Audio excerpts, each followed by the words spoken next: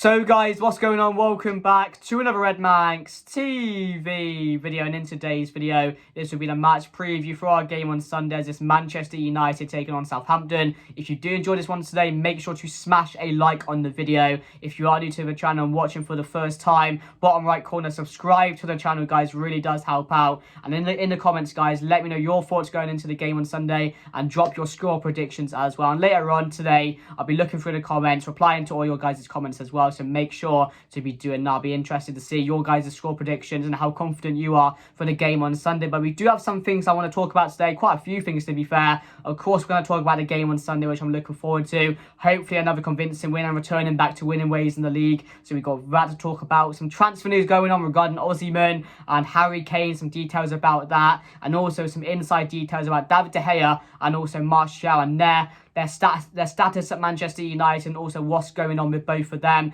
and regarding the summer transfer window. And also I want to talk about some of the takeover business and some more details on that, which have been, of course, released in the last 24 hours or so. So we got quite a bit to talk about. But I just want to touch on the other day, guys, on Thursday night, Manchester United 4, Betis 1. My reaction is live on the channel. If you want to go and check that out, be much appreciated. But what a response from Manchester United to win that game in the way we did. And it wasn't just a result, 4-1. It's a brilliant result to get home, to take to Betis next week. We basically are through to the next round of the Europa League, so I'm really happy with that. And I would be very shocked if we don't end up going through next Wednesday and Betis end up winning like 3 or 4-0. I just don't think it's going to happen. So we're through to the next round of the Europa League, basically. But for me, it was a performance. The attitude of the players, the character they showed. And again, that second half, it went out there. Ten Hag must have said something at half-time because he didn't look too pleased when that goal went in and we went into the break-up 1-1. But the way we came out was absolutely brilliant. It was a perfect reaction to score 4 goals. Like, I couldn't imagine what Ten Hag was thinking after that Liverpool game, because he knows these players better than us. He knows how good they are. He knows that this is a different group of players that we have at Manchester United now. So I'm just pleased they went about this in the right way and won that game yesterday in a very convincing way. And hopefully we got to kick on, because we've not forgiven them after that result. They've got to go to win on Sunday now. They've got to win the game in Betis next week. They've got to win that Fulham game before the international break. And then you can start looking at it as if it was just a bump in the road, a little blip, and hopefully, well, definitely something that's never ever going to happen in my lifetime again. I really do hope it doesn't. So yeah, hopefully it was just a blip, but yeah, great result the other day, and I couldn't be more happy. It did put a little smile on my face, but now I want to kick on and hopefully continue a lot of wins going forward. So that's that sorted. And now let's talk about some transfer news going on regarding Harry Kane. And it came out this morning, guys, that Ten Hag is intent on signing Harry Kane in the summer. We know the situation right now with Spurs. They want to keep him. He's hinted at saying he wanted to stay at Tottenham. He wants to win trophies with them. But let's be honest, trophies, Tottenham, it's not in the cycle. It's never going to happen. So I think Harry Kane needs to step back a bit and realise, oh, Manchester United want me. They need a striker. I can be the highlight of that. They're potentially looking in the right direction, potentially looking like winning more trophies going forward. So maybe that's the next move I want to make in my career if I want to be successful. He's got to start thinking that now. But yeah, Ten Hag sees him as a very top talent. Of course, we know Harry Kane, you know, if not one of the best striker in the Premier League at the moment, or in the world at the moment, to be fair. There's not many better than Harry Kane. So it'd be a massive addition to the squad if Harry Kane would end up joining Manchester United in the summer. And again, where else does he go? He doesn't go Arsenal, because he wouldn't go there.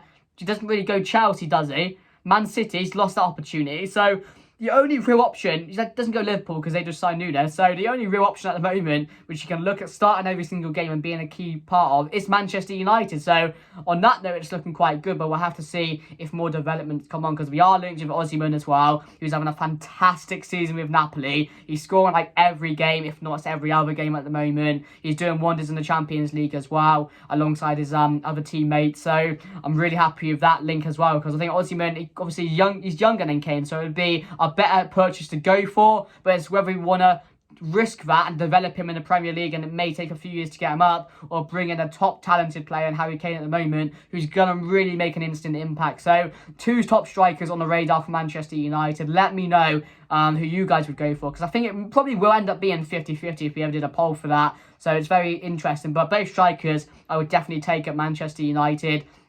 And we got some news we also got some news regarding Anthony Martial and, of course, David De Gea. The Anthony Martial situation at the moment, you know, we know his injuries. We know the crisis he's had at Manchester United since he's been here. He's not really had a lot of game time. I mean, recently, that is, because he did have some game time when he started and first came to Manchester United. But the last 2 years or so, it's not been bright for Martial. He hasn't been in the scoring lines. He hasn't really had the best time of it. And apparently, there's links that Ten Hag wants to put him up for sale in the summer alongside the likes of Harry Maguire, Scott McTominay, players like that. And he is intent in selling him in the summer as well. Which, again, some people won't like it. But again, we've tried this with Martial. We've tried, hanging on to him, holding on to him, hoping he'd come on and do something for Manchester United again, but it just doesn't look like the case. Very injury prone, as I said, and we don't really need that at Manchester United right now, especially with our striker crisis, our forward crisis, you could say. We definitely need a striker which can put the ball in the net, who's reliable, can play every game. And that's not Martial at the moment. So that situation could be a bad one for Martial and Martial's fans going forward in the summer, because it does look like now we will be selling him. So let me know your thoughts on that, guys. Would you sell Martial? Does he have another chance to be in this Manchester United side?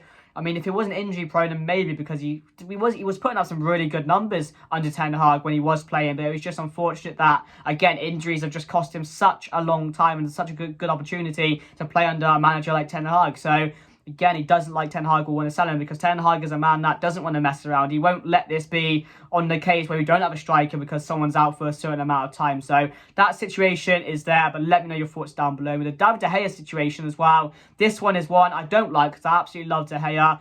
You can say he doesn't like using his feet, and that's a whole topic around this situation. Apparently, Ten Hag is wanting a keeper who's going to be good with his feet, because he wants his team to play out. He wants his team, when the process is going forward in a year to come time, there will be a time when Manchester United will be playing at the back every single week confidently, and he wants the goalkeeper, to be able to be reliable on that note and also make the right decisions, because there were questionable decisions the other day against Betis, which David De Gea made, and there was one pass which, sometimes we know what he's doing. We know what pass he's aiming for. Maybe it goes out of play. Maybe he fluffs it and he gets unlucky. But the one the other night was just horrific.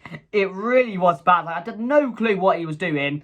And that has been a massive question, because we know how good he is naturally and with saving goals, with his legs as well. He's just an unreal keeper on that note. But it's just a kicking which lets him down. And maybe nowadays you need someone like that. But for me, what do we ask a keeper to do? Save the shots. What does he do half the time? 95% of the time, he saves the shot. So it's just that, if he can cut it out, if he can work on that, I'm sure Ten Hag is working on that with David De Gea day in, day out to get that better, because if he does add that to his game, he will overall be a better keeper. So we'll have to see what happens with that situation, but I'm certainly not a fan of this rumours going around that we want to replace him, because I absolutely love the guy. I've always loved the guy. I've stuck by him so many times. You guys know that. So, yeah, I'll definitely look to be keeping him, because he doesn't deserve the slack he's getting at the moment from some people, and that will just be an agenda that people have towards him. But yeah, let me know your thoughts down below on that, guys. But now let's talk about the quick takeover business, which the Elliott Group, one investor, or a couple of investors who are buying for Manchester United. But one of the investors was at Old Trafford yesterday, and apparently they've made it to the second stage of this process of the takeover for Manchester United. I think they're an American group, the Elliott Group, which again, I don't want no yids at my club, but at the end of the day, are we going to complain if we get it in and we invest money and, we're going to have an ultimate team? No, you wouldn't, would you? Every fan who supports a team wants that, wants the best players at their club, wants the best for the club. So I wouldn't really be...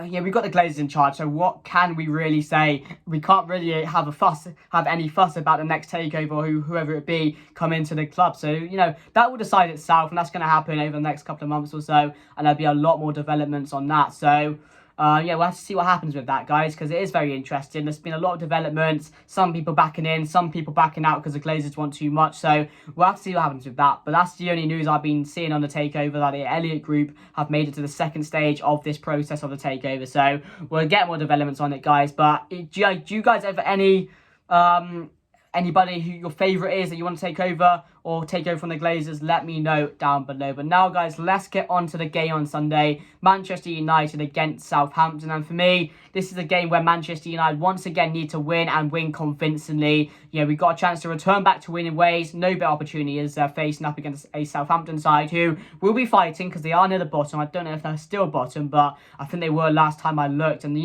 they have a real chance of going down this season. So they haven't got too many games to go. Yes, there's still a lot. But again, those those games will just slowly go down for Southampton. They will go down very, very quickly if they are not picking up points. So this game will be a lot for them. And Southampton, I always feel, are a team which can always make it so difficult for you. For some reason, it's happened with us in the past. We've had these mistakes where against Southampton where they've won against us, they've got something against us. They're always that tricky team which we do struggle against sometimes. But this game, again, with our home form at the moment, which is absolutely incredible, and that was one thing I'm really pleased about as well, because at the start of the season, Ten Hag said he wanted to make Old Trafford a fortress again. He's doing that at the moment. We haven't lost in such a long time, and the record's just going to go on and on, I feel, because we're just too strong at Old Trafford at the moment. So the fact we're playing at home on Sunday against a very poor Southampton side, I do back us to win this very, very convincingly. So I do think it might be a 3 or 4-0 prediction for me later on in today's video. So let's talk about my team news. For me, I would make changes in this game just because, yes, a quick turnover from that game on Thursday on to Sunday. So I wouldn't make too many changes, but I'd go David De Gea. I'd start BISSAKA because I do think he deserves to start the games now ahead of Diego Dalot, who has been poor since his injury. And I'm really sad about that because Dalot was such an important player before he had that injury. I don't know how much it has affected him, but he's not looking himself. He's not looking like a player who was driving forward. The confidence is just not there at the moment. So I would go BISSAKA. Then I would go Varane Martinez, obviously, with Luke Shaw at left back. Casemiro and Sabitzer for me. I would rest Fred in this game. Maybe play Fred in the game on Thursday against Betis. I feel that may be the best decision for Ten Hag to make. I'll definitely give Sabitzer a game here on Sunday alongside Casemiro. Then Bruno ahead of him. Weghorst up top. I would go Jadon Sancho on the right. And I would go Marcus Rashford on the left. That's what I would do. I know Jadon Sancho normally likes to play on the left, but I would give him a game on the right on Sunday against Southampton. Yes, Anthony's been good. He scored the last game. You know, he's got 7 goals in all competitions this season as well, when Grealish just had 6. So think about that, how you want to think about that. But yeah, I'd go Sancho, and then of course Weghorst up front. So that's my team going into the game, guys. A quick news about Southampton. You know, they got some threats, haven't they? I think their striker, whether they start Alcaraz, I don't know if he is available, because I heard he injured himself doing a knee slide when he scored in the last game. So that's going to be unfortunate for him, because they are struggling for goals at the moment. Their main source of goals is Ward-Prowse, really, isn't it? Given a set piece, he's going to score it. So we've got to watch out for him. Again, Armstrong, maybe if he starts. They have got a few tricky young players as well, where they're trying to develop them in their team, which again, it could end up being bad. Maybe it has been bad. Maybe it's not worked out how they want it to with those sort of players. But they are tricky players which can hurt you on their day. And as I've said, Southampton are always a team which they just make it hard for you. And it ends up just being a very tricky day, whether you're home or away against them. So I'm looking forward to the game, guys. But as I said, it's a game we need to be winning convincingly. And I do think we will. So I'm going to say Manchester United to win this game by... I'm going to go 4-0. It's a bold shout, but I just think at home against Southampton, I know they're going to be up for, as I've said, they're fighting, so 4-0 may be a very bold prediction for me to make, but again, we need to make up for last week's game. We got the 4-1 at Betis, maybe a 4-0 on Sunday is pending as well. So yeah, if I'm going to go 4-0, I'm going to say Rashford to score a brace. I'm going to say Sancho to start with Anthony, whoever starts on the right, they're going to score a goal, I'm trying to say. And then, of course, I'm going to go Bruno as well, because he was really good against Betis. I do hope he gets one again on Sunday. So, yeah, guys, let me know your thoughts down below. If you did enjoy this video, make sure to smash a like for me. We really appreciate it. At the start of the video, as I said, if you are new to the channel and watching for the first time, share the video to your mates. Subscribe bottom right corner, guys. I do hope you are enjoying these type of videos now. And again, I'm just going to keep on continuing what I'm doing, guys. And I'm hoping you guys will end up liking it. So, yeah, guys, thank you for watching. If you did enjoy, smash a like. I'm looking forward to the game on Sunday. 4-0 Manchester United is my score prediction, and that's me done. See you later.